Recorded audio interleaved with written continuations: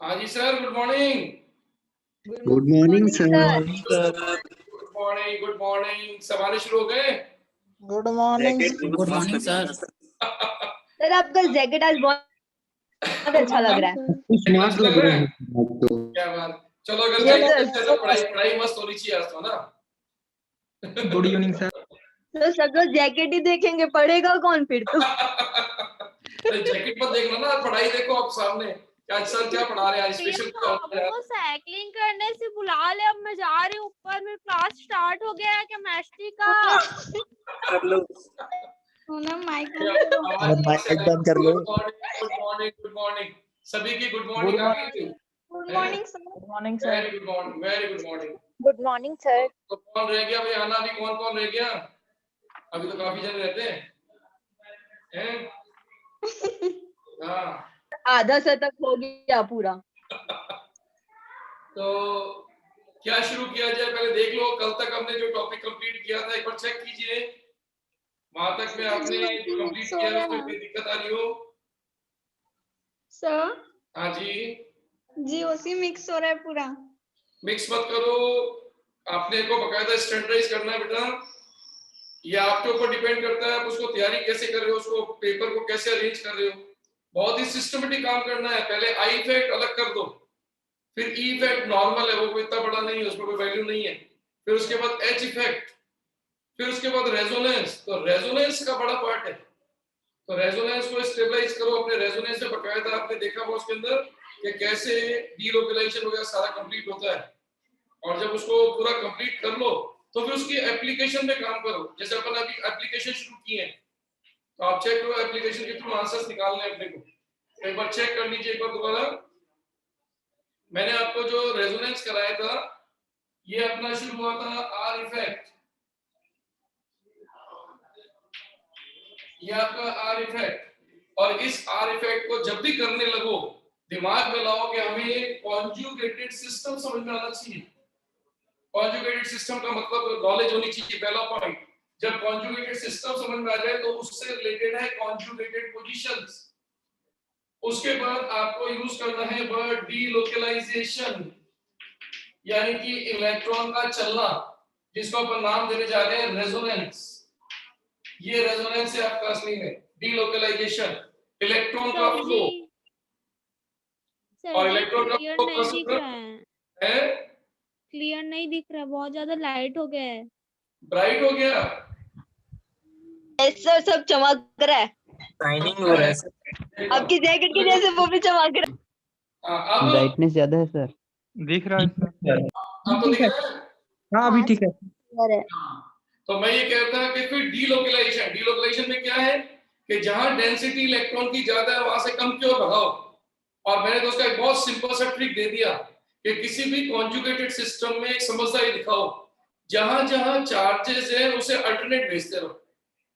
Atom तो अपनी जगह बदलेगा नहीं। जैसे मैं एक सिंपल सा हिंट दूं कि भाई जैसे CH2 double bond CH&O negative, बस पहचानो क्या ये कॉन्जुगेटेड सिस्टम है। पहला पॉइंट, क्या ये कॉन्जुगेटेड सिस्टम है? Yes sir. पहला कंसेप्ट।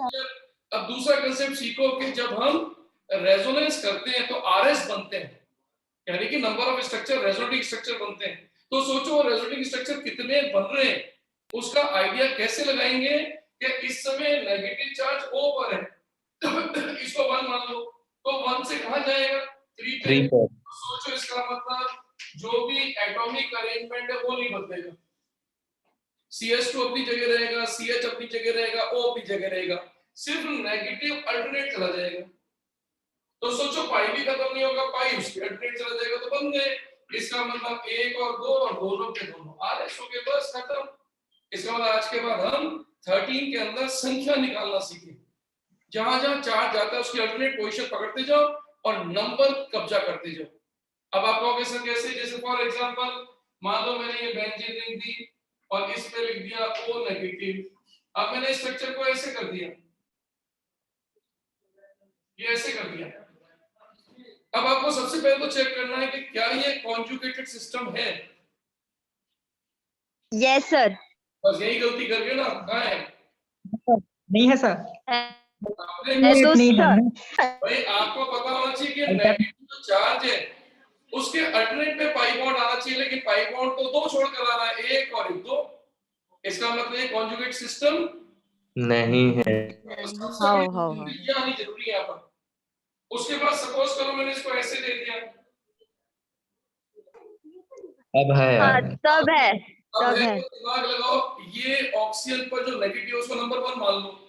अब अल्टरनेट चलना शुरू करो, तो इसमें इसके अलावा और कितने स्ट्रक्चर बनने की पॉसिबिलिटी है? 4 इसका मतलब ये एक हो गया, और अब चौथा और यानी मींस यहां से चल के नेगेटिव यहां आएगा, यहां से चल के नेगेटिव यहां आएगा, यहां से चल के नेगेटिव यहां खत्म। इसका मतलब हमें पता चल गया 4 स्ट्रक्चर बनेंगे।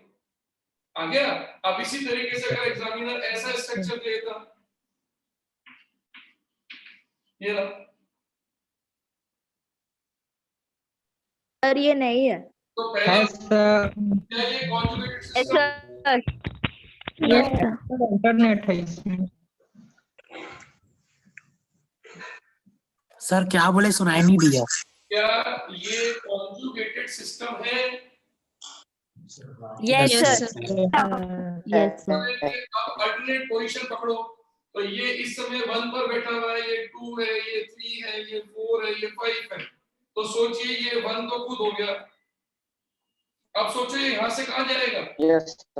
3 पे जाएगा, 3 के बाद 5 पे, 5 के बाद 2 पे, 2 के बाद 4 पे। कितनी स्ट्रक्चर बनी? 5 5 बस हो गया आंसर। हमें कोई स्ट्रक्चर बनाना ही नहीं पड़ा, 13 में बनाने की जरूरत नहीं होती, 11 में बनाते हो। अब सोचो हमें बिना बनाए पता चल गया इसके 5 स्ट्रक्चर बनेंगे बस। तो हमें ये नॉलेज जो है ना, यही रेजोनेंस है, बस खत्म हो गया। ये तो हुआ हमारा रेजोनेंस। अब पॉइंट आता है कि सब ये रेजोनेंस के अंदर इसको एप्लीकेशन में कैसे ले, भाई हमको रेजोनेंस फायदा क्या कराएगा? तो रेजोनेंस ने फायदे क्या कराए कि कोई भी कार्बोकेटायन हो उसकी स्टेबिलिटी निकाल सकते हैं। तो हमें हमारे पास अब तक 3 बड़े बड़े इफेक्ट आ गए थे। रेजोनेंस आ चुका था, एच इफेक्ट आ चुका था, आई इफेक्ट आ चुका था। बस इनको ऑर्डर लगाना है कि कौन दादाजी है, कौन पोताजी है और कौन उससे छोटा है। तो हमें पता है कि सबसे बड़ा कौन है? रेजोनेंस। रेजोनेंस दादाजी है। तो कंपाउंड रेजोनेंस दिखाएगा वो सबसे ज्यादा स्टेबलाइज। और इसके बाद कौन आता है? कंजुगेशन कौन आ गया? आई। तो हमें इससे आई पकड़ में आ गया। अब आपको कैसे जैसे कल अपन ने किया था कि CH2 double bond CH and CH2 positive, और यहाँ लिख दिया CH3 CH2 एंड पॉजिटिव, और यहाँ लिख दिया CH2 double bond CH and positive. तो आपके सामने ये A है, ये B है और ये C है, और एग्जामिनर कहता है भाई तीनों को अरेंज करो कौन ज्यादा स्टेबल है। तो आपके देखने का तरीका बस आपको आना चाहिए। पे ज्यादा है सर। A B C. देखोगे रेजोनेंस, तो तीनों में रेजोनेंस किसके पास है? ए के पास। एक ही पास। 1 पर आ गए। अब बच गए 2। अब 2 बच गए, क्या इन 2 में रेजोनेंस है क्या? No sir. नो सर हो गए। है सर। कंजुगेशन है बी वाले में, अब दोनों में से H किसके पास है? बी वाले बी के पास। इसका मतलब B वाला सेकंड नंबर हो गया। तो जो बच गया वो इसका थर्ड है, वो I के थ्रू डिस्टेबलाइज। बस इतना छोटा क्वेश्चन। और जैसा हमने कार्बेनाइन किया, कार्बोकेटाइन किया, वैसे कार्ब रेडिकल है। तो यहाँ तक अपन कर चुके थे, और कल मैंने आपको एसिडिक स्ट्रेंथ के क्वेश्चन भी कराए थे, याद है? Yes sir. बस मैंने कहा था यस सर तो एसिडिक स्ट्रेंथ में कोई अंतर तो है नहीं। बहुत ही सिंपल था कि भाई एसिडिक स्ट्रेंथ का मतलब हमें नॉलेज होनी चाहिए कि एसिडिक होता क्या है, उससे स्ट्रेंथ कैसे निकलती है। और जब हमें ये आइडिया लग जाए तो हमारा आंसर तो बहुत आसान है। भाई हमें पता है सिंपल सी बात कि सिर्फ CH3CH2OH और CH3CH double bond CH and OH। अब जैसे 2 कंपाउंड दे दिए, का सब इसमें से बताइए कौन ज्यादा स्ट्रॉन्गर एसिड है? ये A है और ये B है। तो उसके बोले गए वर्ड्स को समझो, इनमें से कौन ज्यादा स्ट्रॉन्गर एसिड है। तो जैसे उसने स्ट्रॉन्गर एसिड बोला तो पहले तो एसिड पकड़ो। एसिड का मतलब ये क्या छोड़ेगा? हाइड्रोजन। हाइड्रोजन। तो सबसे पहले इसके हाइड्रोजन H प्लस। तो हाइड्रोजन के निकलते ही क्या बन गया? Conjugated base. System. और Base. आपको अपना कंसेप्ट आना चाहिए कि एसिडिक स्ट्रेंथ किस पे डिपेंड करती है। Conjugated base की Conjugated stability. base. बिल्कुल सही, कॉन्जुगेट बेस की स्टेबिलिटी। अब स्टेबिलिटी निकाल लो। अब स्टेबिलिटी के लिए आपको पता है कि इसमें सबसे पहले किसको चेक करेंगे? Resonance. रेजोनेंस। तो देखो किसके पास रेजोनेंस है? B के पास. बस इसका मतलब B इज मोर स्टेबल, इसलिए इसका एसिड सबसे स्ट्रॉन्ग है। हो गया आंसर खत्म। आ गया? तो ये Yes, sir. आपके बस पेपर में क्वेश्चन इन्हीं सिंगल कांसेप्ट पे आएगा, लेकिन आएंगे हजारों। तो उन्हीं की प्रैक्टिस कर करके अपने कांसेप्ट स्ट्रॉन्ग करने हैं। आज मैं इसी कंटिन्यूटी में आगे चलने वाला हूं। चलिए हेडिंग डालते हैं अपन। तो आज का हमारा एप्लीकेशन लेवल में हम आगे बढ़ने जा रहे हैं। ये लीजिए सर, हमारा हेडिंग चल रहा था एप्लीकेशंस ऑफ रेजोनेंस, ये चल रहा था। और इसमें अपन कर चुके हैं number 1 stability of carbocation, stability of carb free radical. दूसरे नंबर पे कर चुके थे स्टेबिलिटी ऑफ कार्ब एनायन। तीसरे नंबर पे कर चुके हैं अपन एसिडिक स्ट्रेंथ। ये 3 क्वेश्चन अपन अब तक कर चुके हैं। आज हम जो करने जा रहे हैं वो भी एक बहुत इंपॉर्टेंट पार्ट है, हेडिंग डाल लीजिएगा। आज हमारा नंबर 4 पार्ट स्टार्ट हो रहा है, टू डिटरमाइन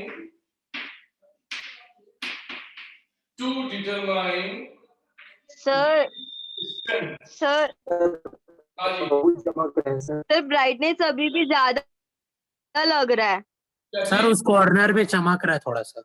अभी चमक रहा है। ऊपर में कुछ नहीं दिख रहा है। Yes sir. अब नहीं, हाँ हाँ ठीक है सर, अब ठीक है। हाँ अब देखो, अब अब ठीक है, अब ठीक है, अब अब ठीक है, सच में ठीक है। अब सही आ रहा है। Yes sir. सर अपने आप वापिस वैसे ही हो जा रहा था। अब वो आपका नेटवर्क की दिक्कत है, मैं आपको बताइए। चलिए शुरू करूं मैं अपना पॉइंट। Yes sir. यस, तो आज का बहुत ही इंपॉर्टेंट टॉपिक है, ध्यान रखना। सारे इंपॉर्टेंट टॉपिक थे, ये भी बहुत इंपॉर्टेंट है। इसका नाम है टू डिटरमाइन बेस स्ट्रेंथ। तो ये जो बीएस लिखा है इसका मतलब है बेस स्ट्रेंथ। ये है बेस स्ट्रेंथ, इसको बोलते हैं अपन क्षार सामर्थ्य। ये क्षार सामर्थ्य, या फिर अपन इसको नाम देते हैं बेसिसिटी। बेसिसिटी या इसको नाम देते हैं अपन क्षारीयता। तो ये सभी वर्ड एक जैसी हैं बेटा। तो आज अपन करने जा रहे हैं बेसिसिटी निकालने का तरीका, और मैं आपको ट्रिकी मेथड देने जा रहा हूं, यानी ऐसी टेक्निक जिससे आप बड़ी आसानी से जल्दी से आंसर निकाल लो। आज हम बेस का कौन सा कांसेप्ट करने जा रहे हैं पहले समझ लो। आज हम बेस के अंदर करने जा रहे हैं ये बेस की डेफिनेशन, ये बेस। तो एक बेस की कांसेप्ट तो आप पढ़ चुके हो, जो मैंने आपको कराई थी आर्हेनियस कांसेप्ट। आज मैं करा रहा हूं आपको लुईस कांसेप्ट। तो लुईस कांसेप्ट क्या होता है? लोन पेयर से, या होता है नेगेटिव चार्ज से। तो अगर कोई भी कंपाउंड या स्पीसीज लोन पेयर या नेगेटिव डोनेट करती है दाता, तो समझ जाओ वो बेस है। यानी आज के बाद कोई भी स्पीसीज अपने में से लोन पेयर डोनेट करती दिख जाए तो समझ जाओ वो बेस है। क्लियर? अब आपको देखो मैं एक सिंपल सा देता हूं कैसे। जैसे मान लो मेरे पास एक स्पीसीज है ए, और उसके सिर पे मान लो लोन पेयर, तो इस समय वो बेस है, ये बेस। अब आप सोचो बेस कौन होते हैं? जो अपना लोन पेयर डोनेट करते हैं। लेकिन सोचिए वो किसको डोनेट करेंगे? तो बेस हमेशा अपना इलेक्ट्रॉन का पेयर डोनेट करता है टू प्रोटॉन। ये इसको डोनेट करता है, प्रोटॉन को। तो सोचो प्रोटॉन को ये इलेक्ट्रॉन डोनेट करेगा, तो सोचिए ए के साथ बॉन्डेड हो जाएगा आपका H, और सोचिए उस H का जो पॉजिटिव चार्ज है वो इसके ऊपर आ जाएगा। तो इस समय बन जाएगा कॉन्जुगेटेड एसिड। इसका मतलब आज के बाद आपका बेस कौन हुआ? Compounds which donate their electron to, किसको देना है? To proton. तो किसी भी कंपाउंड के द्वारा, किसी सेंट्रल एटम के द्वारा आज के बाद अगर नेगेटिव या लोन पेयर किसी प्रोटॉन को देता हुआ दिखे तो तुरंत समझ जाना कि वो बेस है। ये बेस की डेफिनेशन है। अब पॉइंट क्या आता है कि सब हम किसी की बेसिक स्ट्रेंथ कैसे निकालेंगे? बेस तो पकड़ में आ गया, सब ये बेस है, लेकिन जब कंपैरिजन होगा सब ये भी दे रहा है, ये भी दे रहा है, ये भी दे रहा है, ये भी दे रहा है, तो सब इनमें से कौन तेज दे रहा है, कौन धीमा दे रहा है, वो स्ट्रेंथ में काउंट हो। तो मैं आपको क्लियरिफाई करता हूं इसको कैसे निकालते हैं। बहुत इजी ट्रिक है। इस ट्रिक को कर लोगे तो लगभग 98% क्वेश्चन इजीली सॉल्व कर लोगे। तो यहां मैं आपको सिखाने जा रहा हूं ये ट्रिक। ये देखिए ट्रिक। इस ट्रिक में क्या करना है, आज के बाद किसी पर भी आपको लोन पेयर या नेगेटिव दिखाई दे तो वो कहलाएंगे आज के बाद लुईस बेस। इन्हें कहा जाता है लुईस शाह, क्योंकि ये धारणा दी थी लुईस ने। लुईस ने कहा था कि जो अपने इलेक्ट्रॉन पेयर या नेगेटिव को डोनेट करता है वो लुईस बेस कहलाता है। तो इसका मतलब जो भी आज के बाद लोन पेयर या नेगेटिव डोनेट करता दिख जाए समझ जाना लुईस बेस है। तो इस समय ये लुईस बेस है। अब लुईस बेस को चेक करने के हमारे पास क्या टेक्निक है, तो मैं आपको हिंट देता हूं इसकी टेक्निक क्या है। इसकी टेक्निक को मैंने दो भागों में बांट दिया। ये देखिए ये दो भाग में बढ़ गया यहाँ पर। नंबर 1, सबसे पहले कि आपका लोन पेयर या नेगेटिव लोकलाइज्ड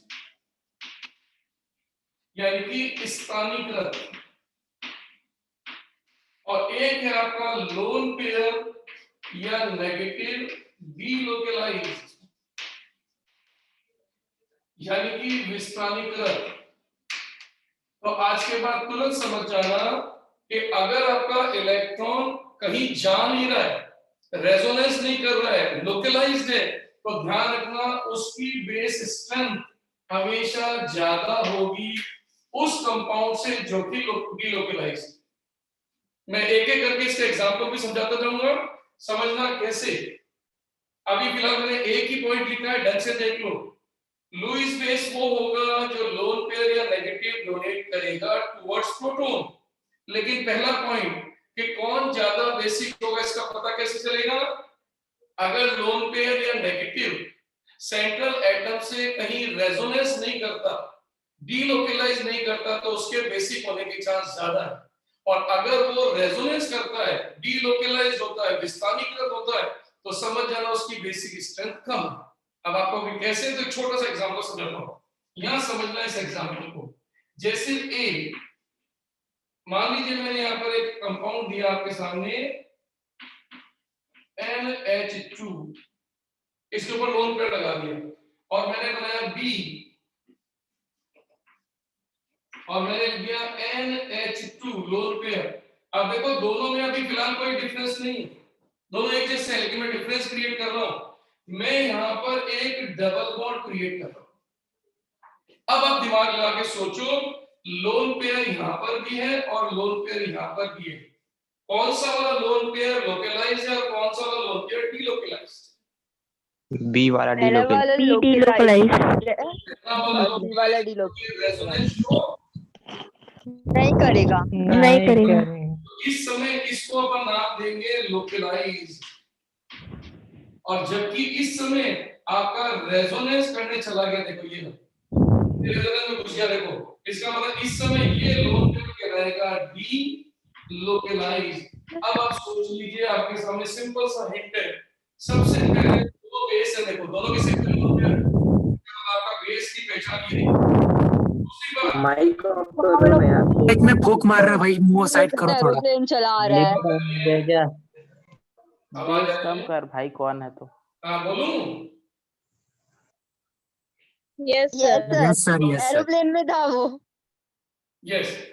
अब आप देखो दोनों के दोनों बेस है, क्योंकि दोनों क्या कंटेन कर रहे हैं? Lone pairs. तो आज के बाद जिसके सिर पे भी लोन पेयर है नेगेटिव होगा वो बेस है।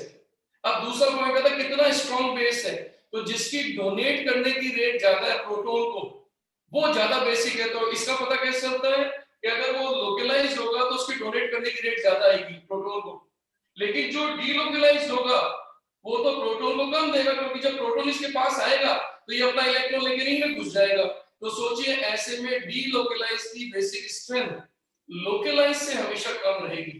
तो ऐसे में आप कह सकते हो कि ए और बी में से किसकी बेसिसिटी ज्यादा है, किसकी बेस स्ट्रेंथ ज्यादा है, किसकी क्षारीयता ज्यादा है? एक ही। एक ही। तो इसका मतलब हमारा पहला ट्रिक हो गया कि आज के बाद अगर बेसिक स्ट्रेंथ निकालनी हो तो लोकलाइज्ड वर्सेस डीलोकलाइज्ड को चेक करना सीखो। पहला पॉइंट। यहां तक मेरी बात क्लियर हो गई? Yes, sir. अब दूसरा स्टेप मान लो आपके सामने ये जो लोकलाइज कंडीशन है ये एक से ज्यादा बार आ जाए। मान लो आपको दो कंपाउंड दिए और दोनों ही लोकलाइज है, तो इसका मतलब कंपैरिजन पॉसिबल नहीं हो गया, क्योंकि ये कंपैरिजन तो लोकलाइज वर्सेस डीलोकलाइज है, स्थानीयकृत वर्सेस विस्थानीकृत है। लेकिन जब दो कंपाउंड एक जैसे लोकलाइज हो जाए तो इनकी बेसिक स्ट्रेंथ निकालने का दूसरा स्टेप, तो इसको तो मैं नाम देता हूं स्टेप नंबर फर्स्ट, इसको मैं नाम देने जा रहा हूं स्टेप नंबर सेकंड। अब स्टेप नंबर सेकंड में क्या करते हैं? स्टेप नंबर सेकंड में होता है base strength is inversely proportional to S percentage. इसका मतलब अब आपको हाइब्रिडाइजेशन निकालना पड़ेगा। तो यहां मैं आपको हाइब्रिडाइजेशन सिखाऊंगा, लेकिन उससे पहले मेरे को एक जगह चाहिए, तो ये अगर आप स्नैपशॉट कर लीजिए तो मैं इसको साफ कर देता हूं एक बार। यस सर, लिख लिया। डन सर, लिख लिए सर। हो गया? Yes sir. ये लीजिए सर। अब देखो अपन बात करते हैं अगले पॉइंट।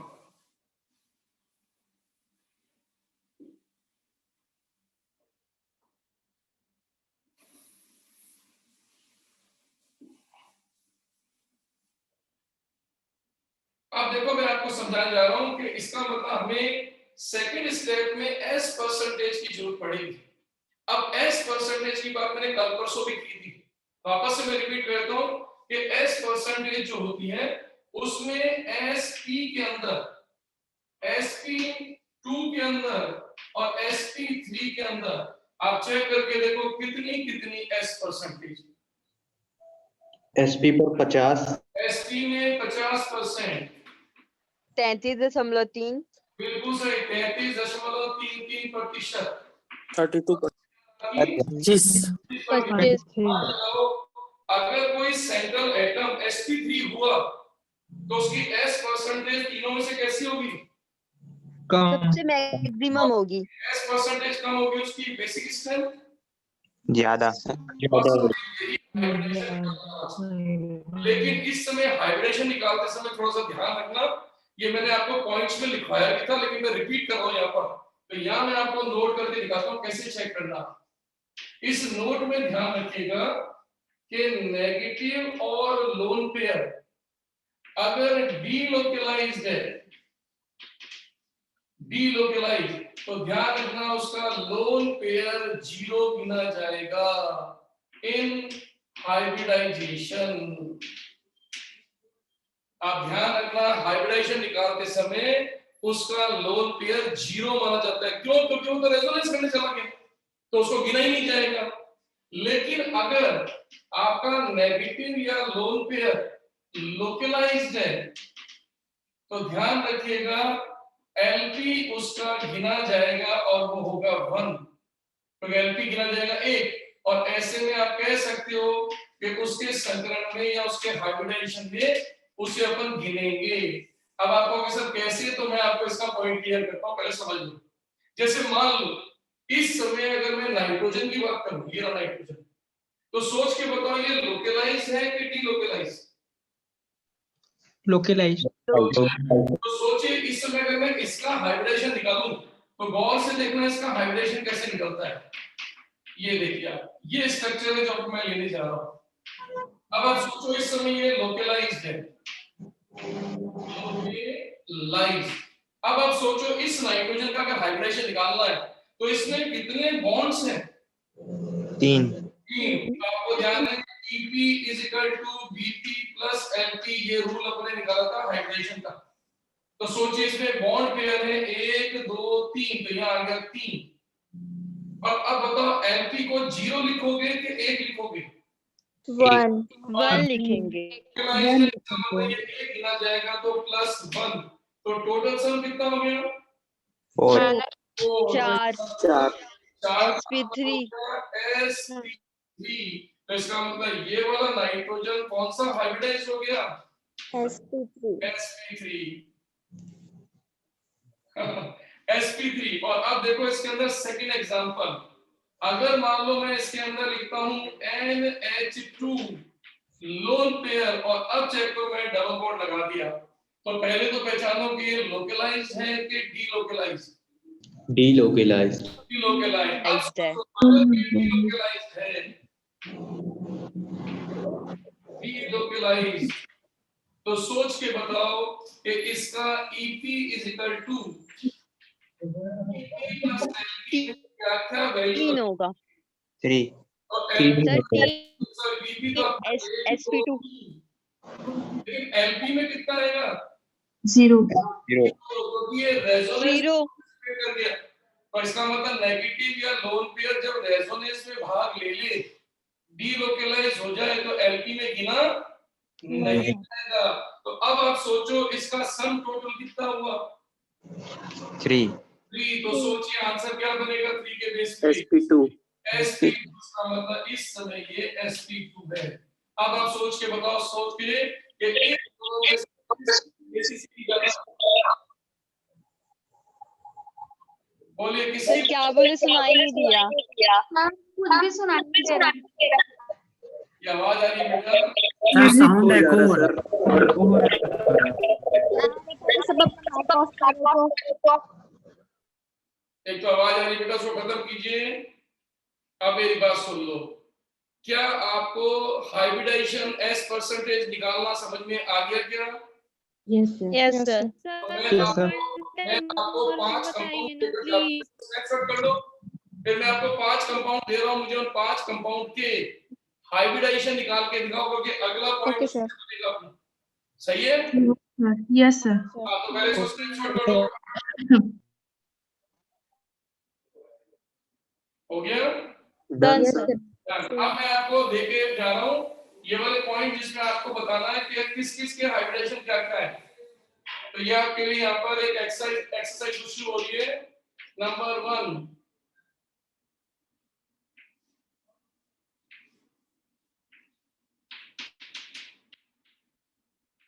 नंबर 2,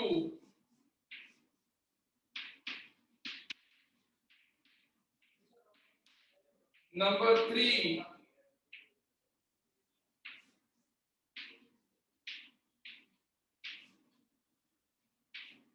नंबर 4,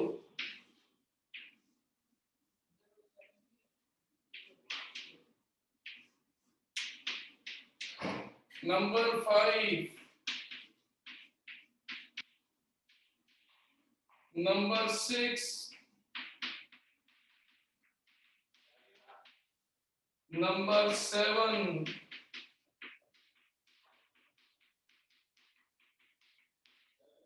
चलिए सर, मेरे को इसके अंदर आपको चेक करना है किस किस का हाइब्रिडेशन क्या क्या है। क्लियर?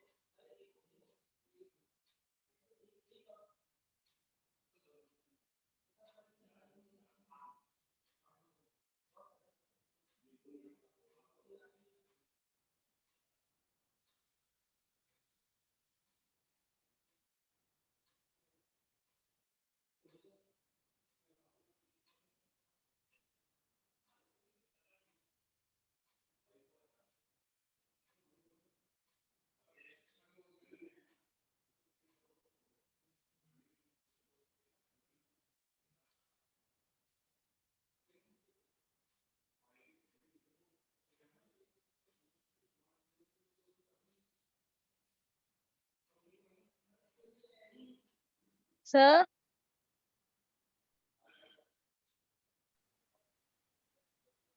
शांति लग रही है। शांति होगा तो शांति नहीं लगेगा। तूफान के यहाँ पे आने की पहली शांति। शांति और saint है। कॉफी पी रहे हैं भाई। अरे अच्छा लग रहा था, बोलना बंद करो। अरे हुआ कि नहीं हुआ? हो Yes, गया सर। क्या सर? पक्का? सर आप ही का वेट कर रहे हैं। तो चेक करें फिर। सर आप चाय Yes, पीने sir. गए थे ना? अच्छा तो मुझे बताओ इसका मतलब नंबर फर्स्ट। पोपट। अरे गए थे। पोपट पोपट। आपने चलो उसके बाद हाँ जी Yes, sir. अब देखना number 2। SP2 SP2 sir SV2 SP SP2 pyridine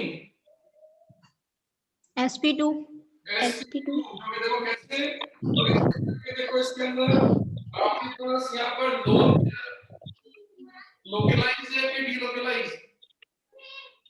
delocalized localised sir. localized अब ये बात अपनी नोट कर लो दिमाग के अंदर कि आप देखो कि नाइट्रोजन के पास डबल बॉन्ड भी है और लोन पेयर भी है। तो डबल बॉन्ड के साथ रेजो कर रहा है तो इसमें ये चलेगा नहीं, ये लोकलाइज होगा। तो बिकॉज ऑफ बॉन्ड पेयर, तो बॉन्ड पेयर का मतलब होता है कितने एटम से जुड़ा हुआ है। तो नाइट्रोजन 2 ही एटम से जुड़ा हुआ है तो ये 2 बॉन्ड ही काउंट होंगे इसके। तो इस समय इस वाले में आप देखोगे तो बॉन्ड पेयर होंगे 2, एक और एक 2 और लोन पेयर काउंट होगा 1 क्योंकि लोकलाइज्ड है। तो ये 3 के बेस पे अपन कह सकते हैं एस। अगर अपन बात करते हैं पायरो, इस पायरो SP2 अब की बात देखो लोन पेयर क्योंकि आप चेक करके देखो पाई बॉन्ड यहाँ पर है ही नहीं। नाइट्रोजन पे देखो पाई बॉन्ड था इसलिए वो चला, लेकिन आपका यहाँ कोई पाई बॉन्ड नहीं, इसका मतलब ये मूव करेगा तो इसका मतलब इस समय Np 0 होगा। तो अब आप चेक करके देखो आपके पास टोटल बॉन्ड पेयर कितने होंगे और लोन पेयर कितने होंगे। तो बॉन्ड पेयर में गिनोगे तो नाइट्रोजन पर एक बॉन्ड ये रहा, एक बॉन्ड ये रहा और एक बॉन्ड H के साथ है तो यहाँ पर आएगा 3 और लोन पेयर डीलोकलाइज है तो 0। तो अब आप देखो इसका हाइब्रिडेशन कौन सा हुआ? SP2 sp2 ये हो गया आपका sp2। अब यहाँ जो साइनाइड, इस साइनाइड के नाइट्रोजन को देखो आप लोकलाइज के डीलोकलाइज? लोकलाइज्ड। पाई बॉन्ड को टच करते ही लोकलाइज हो जाता है।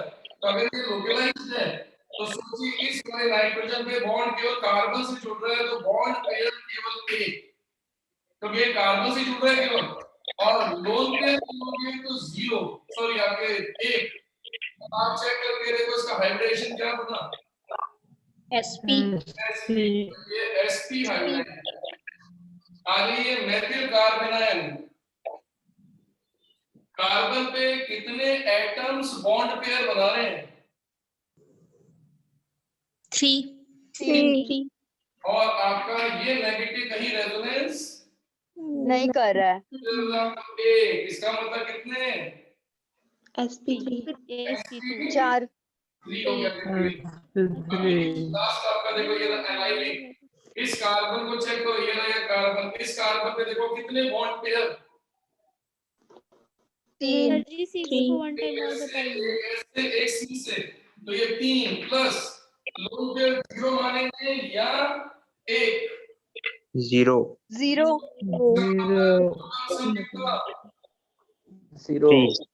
तो कौन सा हो गया? sp2 SP2 लीजिए पहला पॉइंट, क्या आपको हाइब्रिडेशन निकालना आ गया क्या?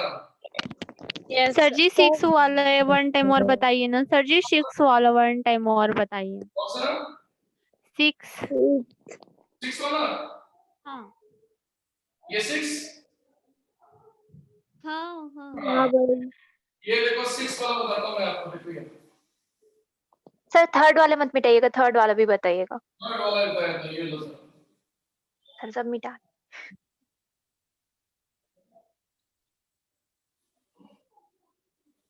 ये देखिए आप देखिए मैंने लिया ये आपका नंबर 6। अब आपसे पूछा गया एग्जामिनर ने इसका हाइब्रिडाइजेशन बताओ, तो आप क्या करोगे, इस कार्बन से कितने एटम बॉन्ड से जुड़े हुए, तो एक एच जुड़ा हुआ है, एक एच जुड़ा हुआ है, एक एच जुड़ा हुआ है, तो बॉन्ड पेयर के नंबर हो गए 3। लोन पेयर तो चेक करके देखो ये कहीं रेजोनेंस से पार्टिसिपेट नहीं कर रहा, तो ये लोकलाइज्ड है, और मैंने लिखा था लोकलाइज्ड को मिलेगा नंबर 1, तो ये मिल गया 1, टोटल हो गया 4, और 4 का मतलब होता है sp3 हो गया।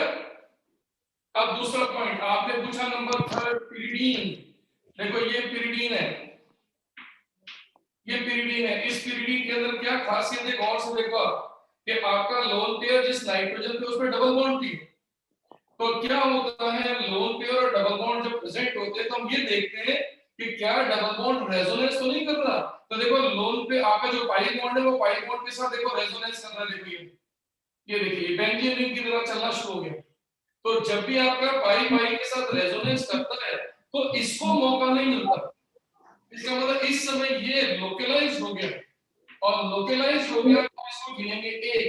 अब आप चेक कर लीजिए इस नाइट्रोजन पर कितने बॉन्ड पेयर हैं,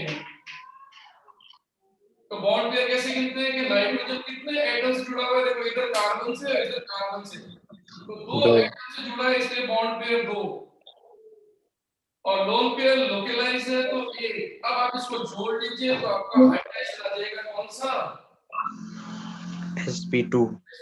अब मेरी बात समझ में आ गई होगी, फोर्थ वाला अब मैं आगे बढ़ूं, यस सर। अब मेरी बात को समझो, अब टेक्निक पॉइंट आ गया। अब एग्जामिनर ने आपके सामने क्या किया है, देखो एग्जांपल दिखा रहा हूं, अब इस एग्जांपल को समझना, ये एग्जांपल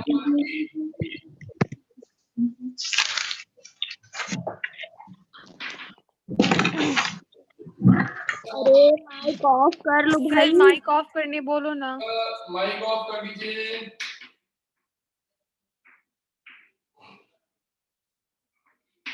ये सी,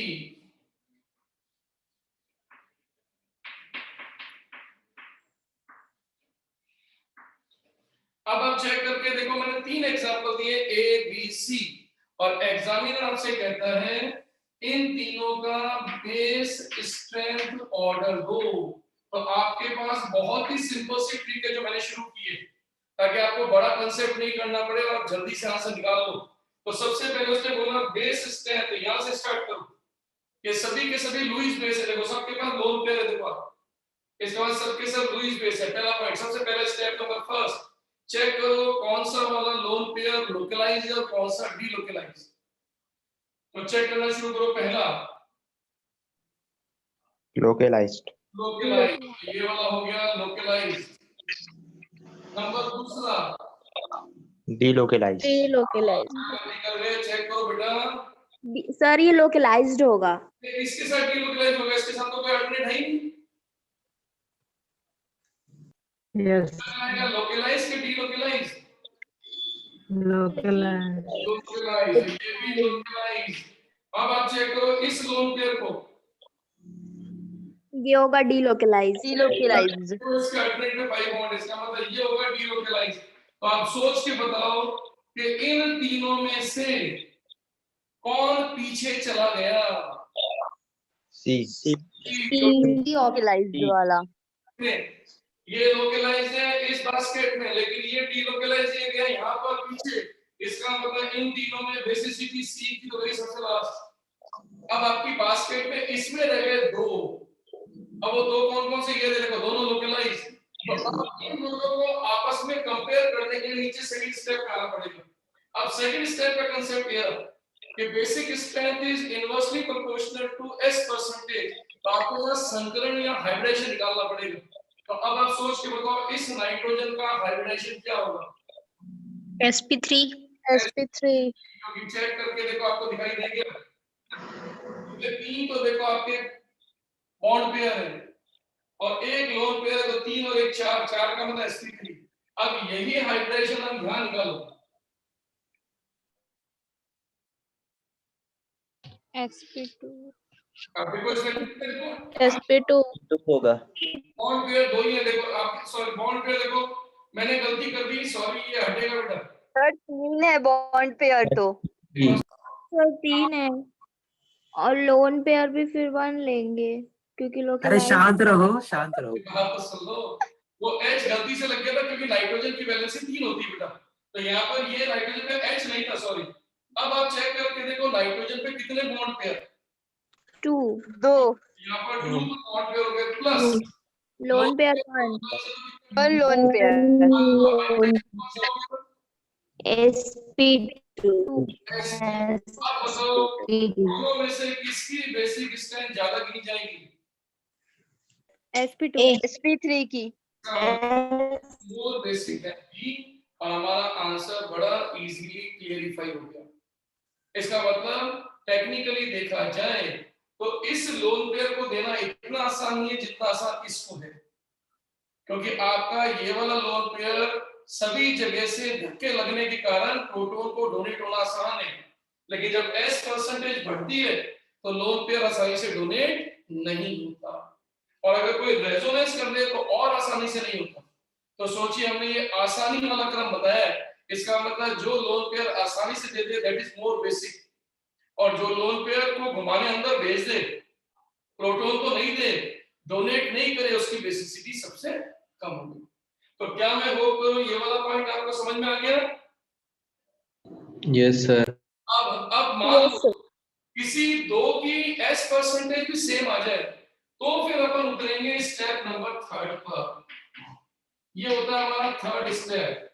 थर्ड स्टेप में चेक क्या करते हैं कि इफ S परसेंटेज सेम, अगर मान लो किसी की S प्रतिशतता सेम आ जाए तो फिर कैसे निकालते हैं बेस स्ट्रेंथ? तो बहुत इजी, कि base strength is directly proportional to plus I and inversely proportional to minus आई।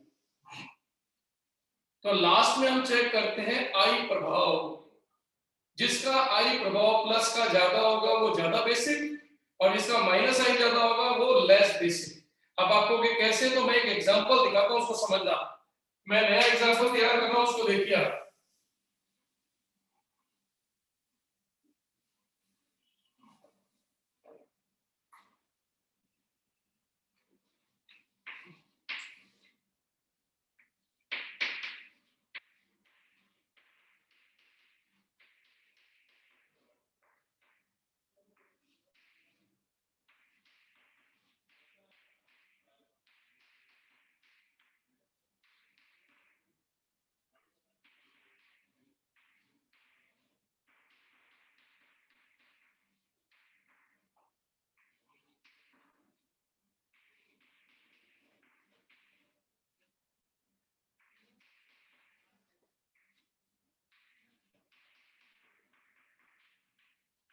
ये देखिए, अब मैंने आपको 4 एग्जांपल दिए हैं।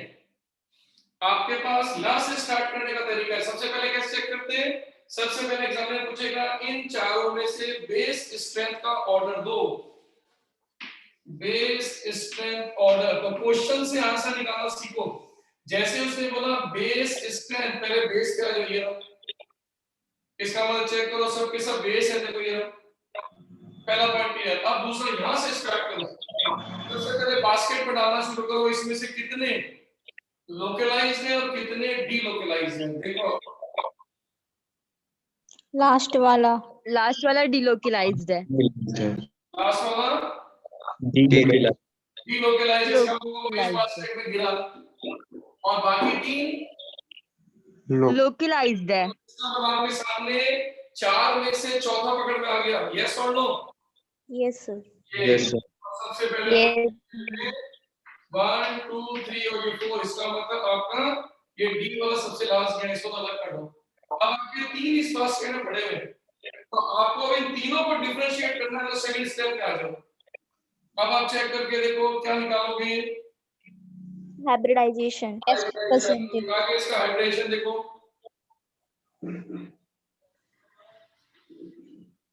sp3 इसका कौन सा है? sp3 इसका कौन सा है? sp2 sp2 दिख गया? देखो sp2, और इसका sp3 अब बताओ कि इन दोनों में से किसकी बेस स्ट्रेंथ कम हो गई? B की। तो ये गया बी पीछे, ये बस बी पीछे कर दिया अपन ने। अब आ जाओ आपकी दौड़ में रह गए दो, ये दो। अब दोनों की एस परसेंटेज कैसी है? सेम। सेम है। तो अब सेम है। के पास प्लस आई की वैल्यू ज्यादा, A के पास। ए वाले में। ए के पास आप चेक करेंगे तो 3 प्लस आई लगे हुए हैं, ये देखो आप। और जबकि इसके पास कितने प्लस आई है? 2। तो अब बताओ दोनों में से किसकी स्ट्रेंथ ज्यादा आएगी? A की। ए की। तो ए और ये सी का आपका आंसर। अब बताओ मेरी बात समझ में आई कि नहीं?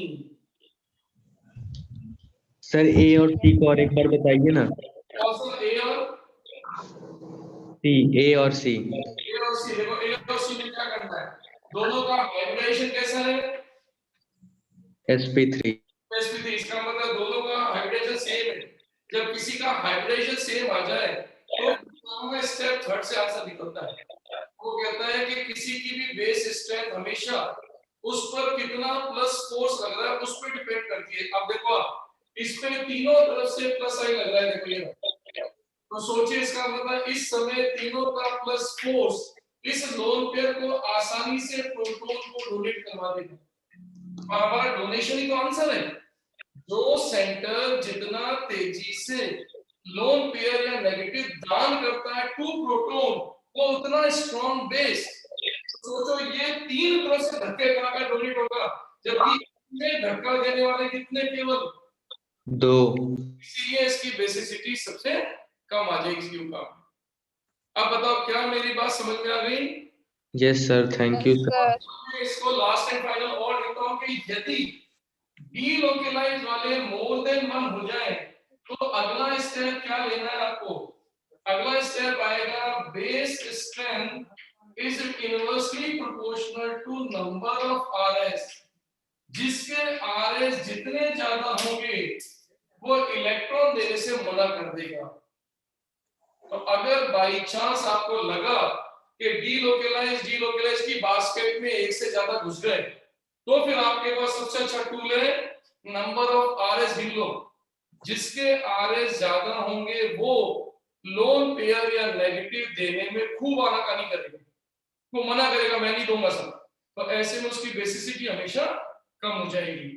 आप कहोगे कैसे? तो देखो मैं आपको क्लियर करता हूं। इसको हटा दो बेटा एक बार। Yes yes sir. Sir. Sir number of के बाद क्या लिखा है? Number of RS resonating structures. Okay sir. अब देखो यहां पर आ जाओ, जैसे फॉर एग्जांपल ए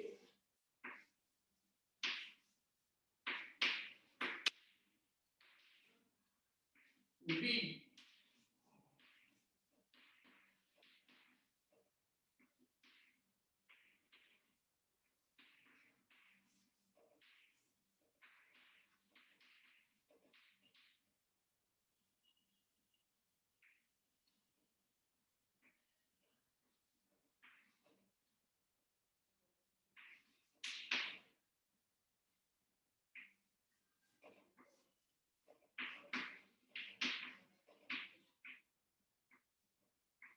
ये देखो आपके पास 4 एग्जांपल है। देखो आपसे कहा गया इन चारों को बेस स्ट्रेंथ का ऑर्डर दो।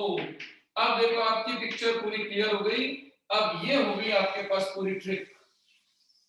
अब इस ट्रिक से सारे आंसर बनेंगे। देखो आप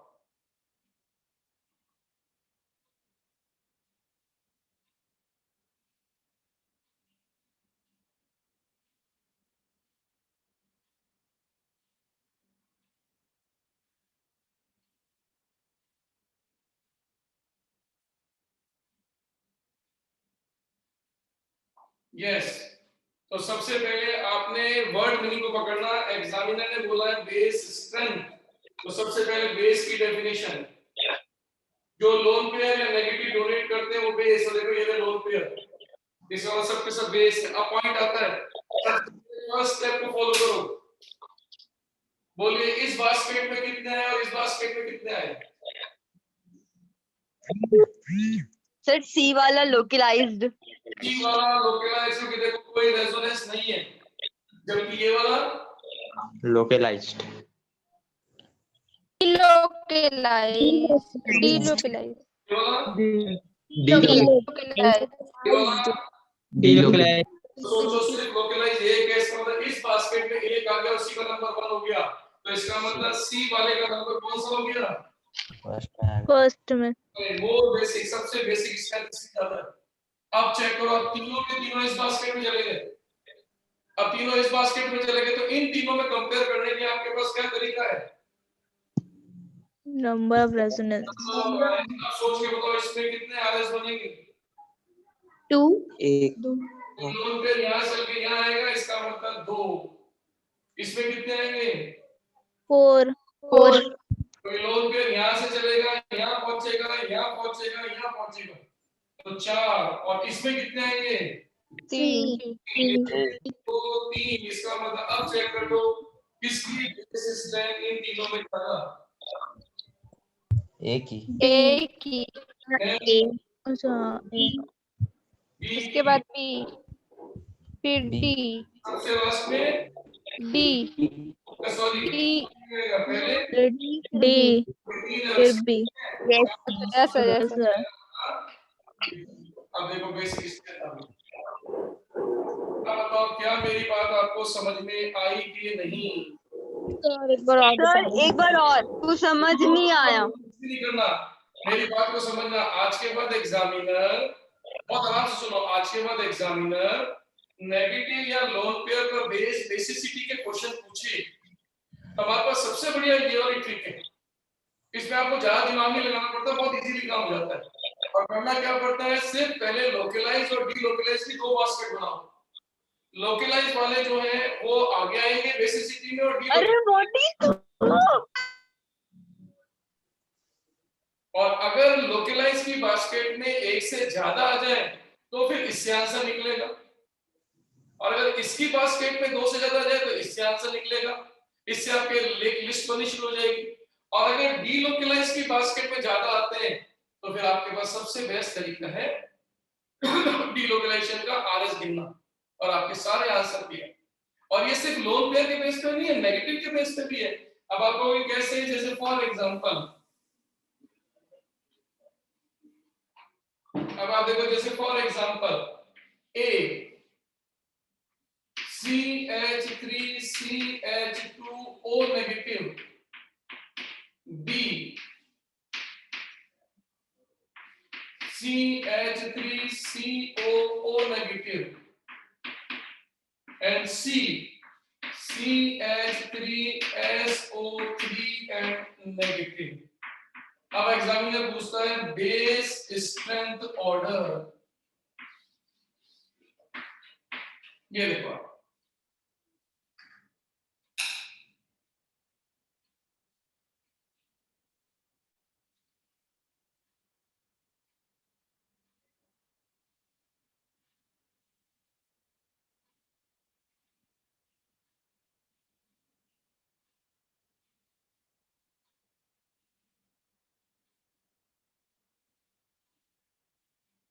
सर डन। हो गया आंसर? Yes sir. अब देखो यहाँ से, फिर यहाँ से क्वेश्चन में से आंसर निकालते हैं। बेस स्ट्रेंथ का मतलब बेस, देखो ये रहा बेस, नेगेटिव या लोन पे दोनों से नेगेटिव आ गए। अब सबसे पहले आप चेक करके देखो, पहला स्टेप बोलिए कौन किस बास्केट में जाएगा, बताओ। ए फर्स्ट आएगा, लोकलाइज। डीलोकलाइज्ड। delocalize, यहाँ तक क्लियर हो गया? अब मुझे देख के बताओ इन तीनों में से फर्स्ट कौन आएगा? ए। ये आएगा फर्स्ट। इसमें कोई संशय है क्योंकि वो इस बास्केट में था, लेकिन इस बास्केट में कितने आ गए? 2। तो आप दोनों को कंपेयर कैसे करोगे? Resonating structure. स्ट्रक्चर से इसके कितने बनेंगे? 2। एक और एक 2, इसके कितने बनेंगे? 3। इन दोनों में से कौन ज्यादा? बी। हो गया सेकंड और ये हो गया थर्ड, और हमारा ऑर्डर बन के दिया ए बी एंड। अब बताओ मेरी बात समझ में आ गई कि नहीं? Yes, understood. यस चलिए साहब, तो ये एप्लीकेशन में हमारा एक पॉइंट क्लियर हो गया, इसको 18 बेटा में। अब आ गया हमारा नेक्स्ट पॉइंट, ये बेसिसिटी खत्म।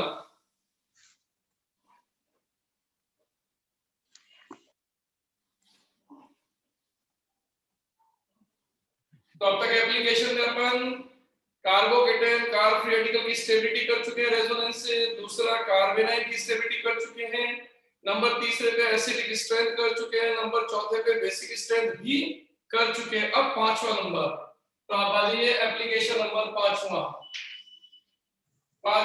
टू डिटरमाइन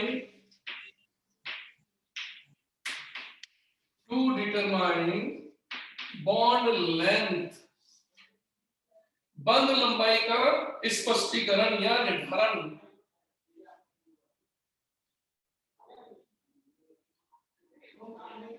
हिंदी में क्या बंध लंबाई, बोले सर?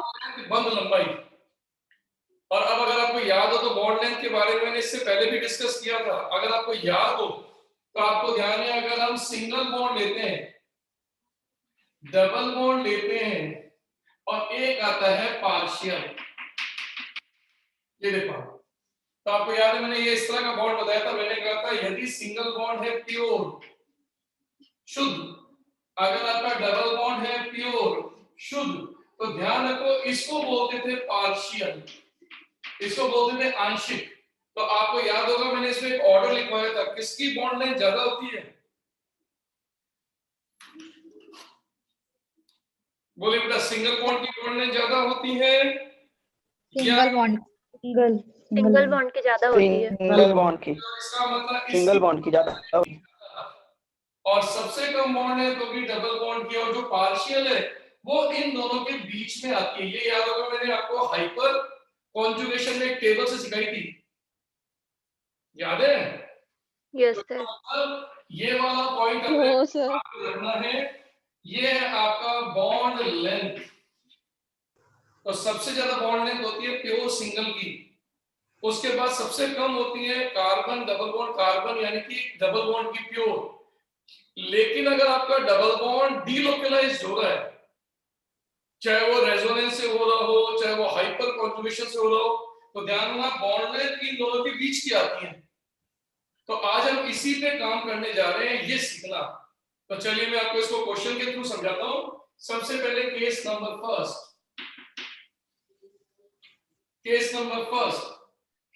फर्स्ट में अपन लेने जा रहे हैं सिंगल बॉन्ड टू पार्शियल, ये काम करने जा रहे हैं। आज हम वो एग्जांपल देखने जा रहे हैं जिसमें सिंगल बॉन्ड डबल बनने जा रहा है, यानी हम यहां से यहां की तरफ चल रहे हैं। तो इससे क्या कंसेप्ट बनेगा वो मैं इसके लिए जगह छोड़ रहा हूं, ये अपन बाद में भरेंगे इसको जगह को, लेकिन अब इसको पहले समझाता हूं, देखना। जैसे देखो example number A, example number B, example number C. सबसे पहले मैंने लिख दिया CH3 CH2 और ये सिंगल बॉन्ड Cl, और यहां मैं लिख दिया CH2 double bond CH and single bond Cl, और तीसरे एग्जांपल का नाम है क्लोरोबेंजीन।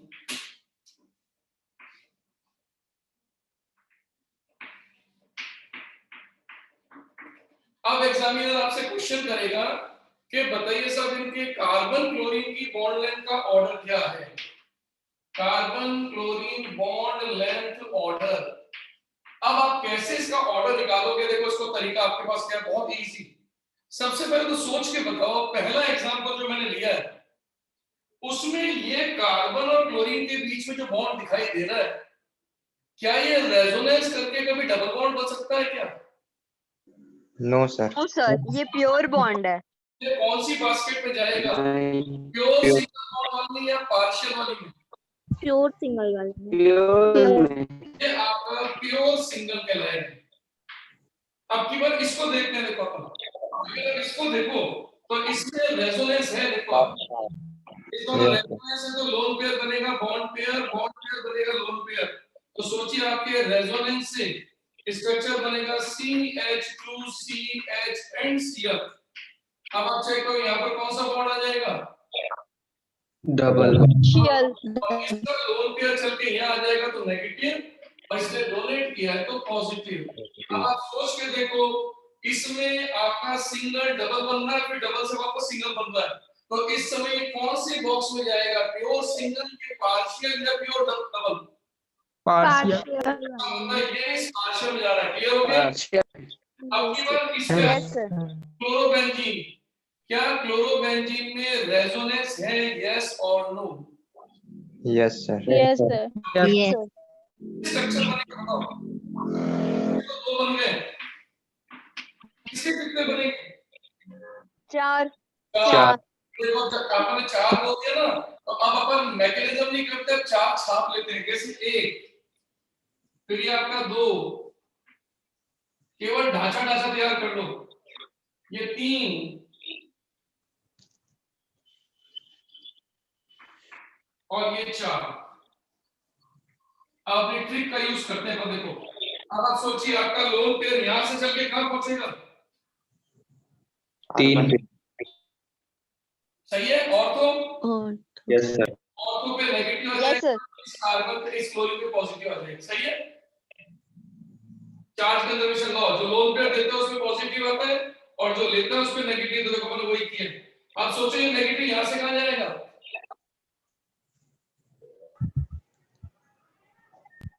ऑर्थो 4th नंबर पे जाएगा पैरा पैरा पे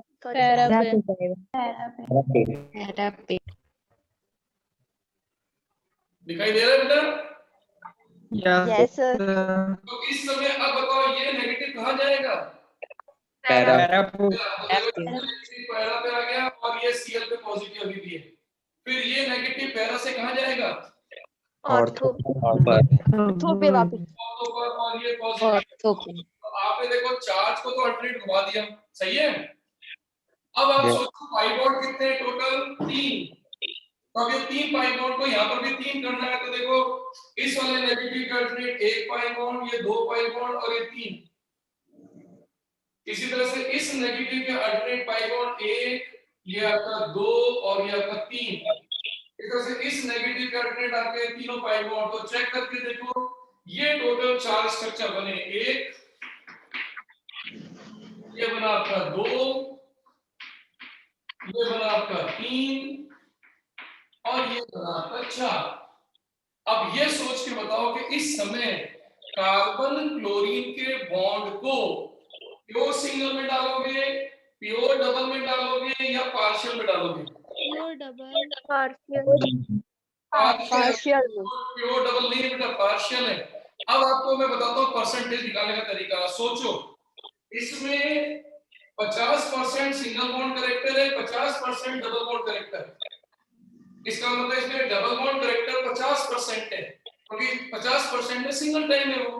अब की बार यहाँ देखोगे तो 100 में से 25% तो सिंगल बॉन्ड करेक्टर है और बाकी 75% डबल बॉन्ड करेक्टर है।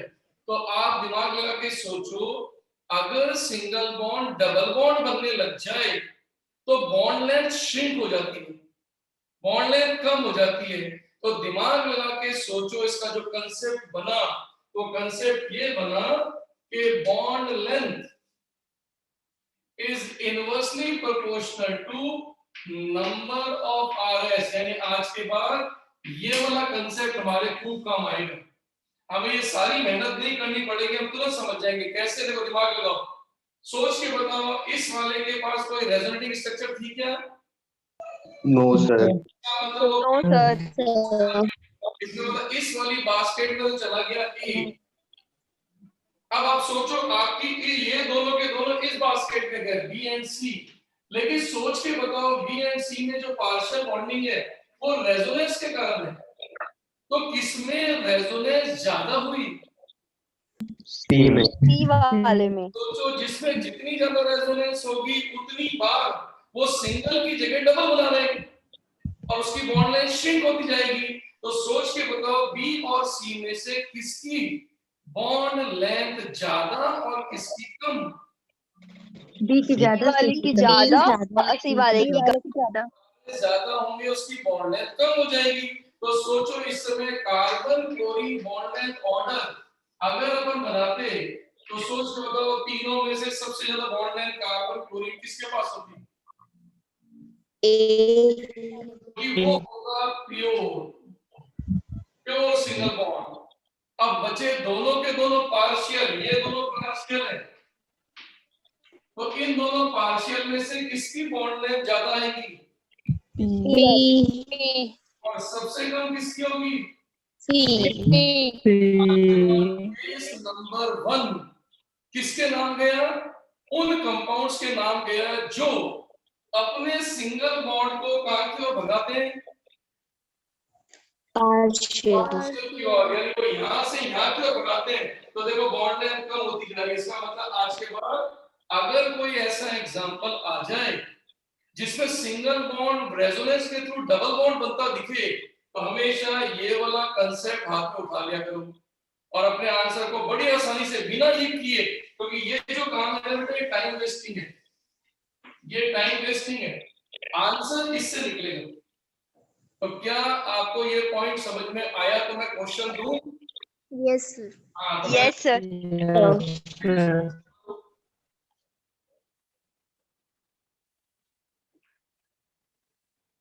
हो गया snapshot? Yes sir yes sir yes sir उसका क्वेश्चन देता हूं देखो आपको।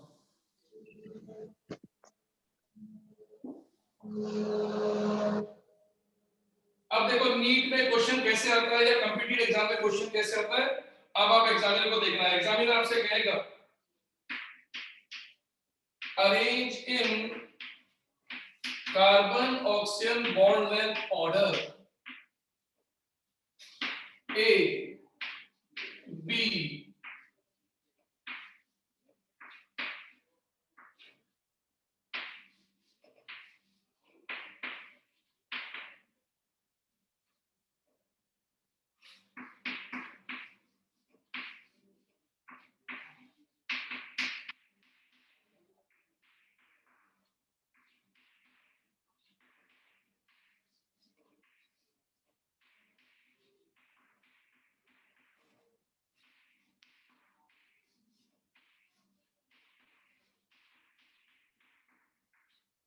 ये देखो अब आपसे पूछा गया है carbon oxygen bond length order, और अब आप अपने कम से कम टाइम को खर्च करते हुए कैसे इसका आंसर निकालोगे वो दिमाग लगाओगे।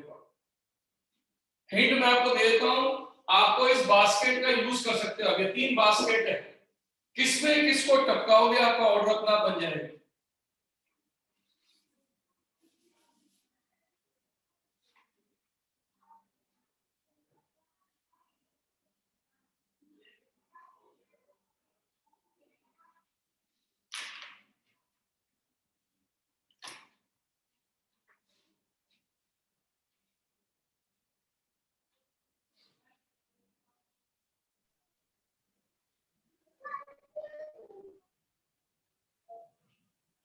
सर इसमें ई वाला कौन सा है?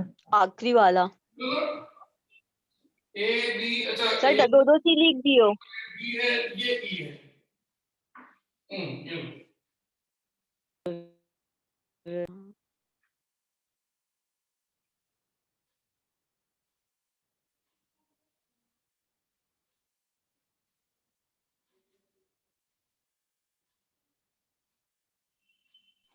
Done sir very good. हमेशा क्वेश्चन को समझने में टाइम ज्यादा लिया करो, आंसर देने के चक्कर में भागना नहीं, नहीं तो फिर क्या होगा, हैपेजेड हो जाएगा, सब मिक्स होएगा बेटा। जीओसी को बहुत संभाल के करना पड़ता है। अटक गया क्या सर? अच्छा आ गया। हाँ। अब आप देखो एग्जामिनर के क्वेश्चन को समझो, सबने कर लिया? डन सर हाँ। आप देखो एग्जामिनर के क्वेश्चन को समझो क्या कहता है। एग्जामिनर कहता है कार्बन ऑक्सीजन की बंध लंबाइयों का क्रम दीजिए। तो हम शुरू करते हैं सबसे पहले कार्बन ऑक्सीजन के बीच में जो बॉन्ड है, बोलिए इसको कौन सी बास्केट डालोगे? इन तीनों में से कौन सी बास्केट में जाएगा? Pure double pure double bond pure double bond pure double bond, इसका मतलब इसको उठा के डाल दो ए, इसके बाद अपन शुरू करते हैं आपका बी। तो ये बी लिखा, बी किस में जाएगा? प्योर सिंगल, प्योर डबल या पार्शियल? पार्शियल में। पार्शियल डाल दो बी। फिर सी का जाओ, pure single, pure double, partial.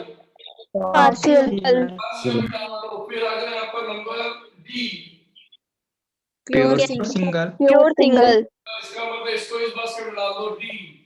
फिर आपका ई देखो, pure single, pure double, partial.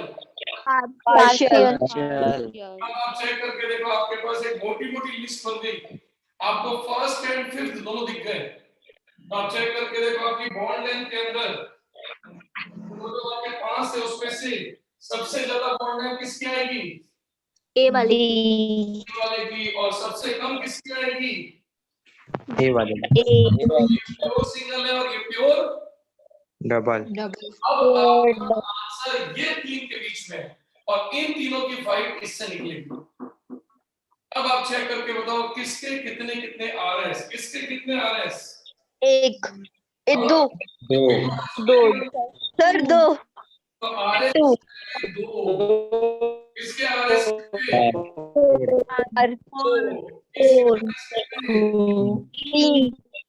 आप चेक कर लो, हो गया। जिसके आरएस जितने ज्यादा उसकी बॉन्ड लेंथ उतनी कम, वो वहां की तरफ भाग रही है। तो सोच के बताओ इन सब में सबसे कम बॉन्ड लेंथ किसकी आएगी? सी की। सी की सबसे कम आएगी। अब बचे दो, दो में से किसकी कम? बी की या ई की? ई की। पीछे अब बचा कौन? केवल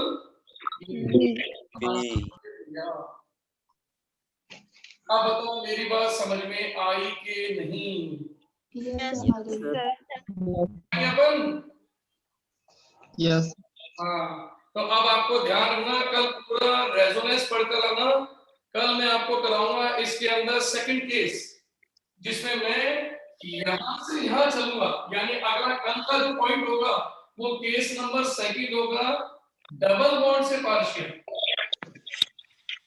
डबल बॉन्ड से पार्शियल। तो कल अपन ये वाला केस करेंगे, प्लस कल मैं आपको सिखाऊंगा एरोमेटिसिटी, एंटी एरोमेटिसिटी और नॉन एरोमेटिसिटी का यूज। सर जी, हाँ जी, सर जी क्या बोलते हैं, इस बार टेस्ट में पूरा जीओसी आएगा ना, फिजिकल थोड़ी ना आएगा? हाँ जितना मैंने कराया वो आएगा, प्लस सर जो अमित सर करा रहे हैं ना, एकेएस सर, हाँ वो वाला पार्ट आएगा।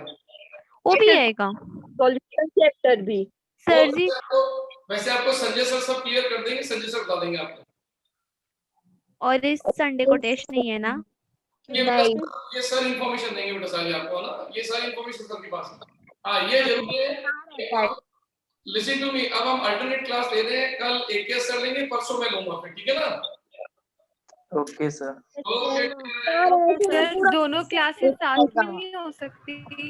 क्या बेटा? सर दोनों क्लासेस साथ में नहीं हो सकती? एक एक घंटा की क्लासेस? ऐसे में एक दिन आप एक दिन को करेंगे ना तो हम लोग भी कंफ्यूज हो जाएंगे। सर मॉर्निंग में क्लास शिफ्ट कर लीजिए। इस मामले में आप सर से बात कर लेना, अपन सेट कर लेंगे, जैसा भी होगा बात कर लेंगे सर से।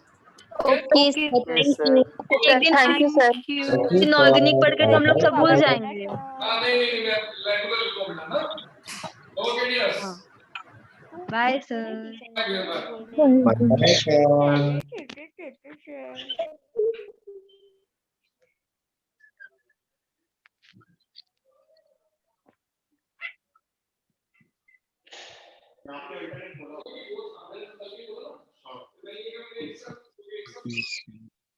Easy.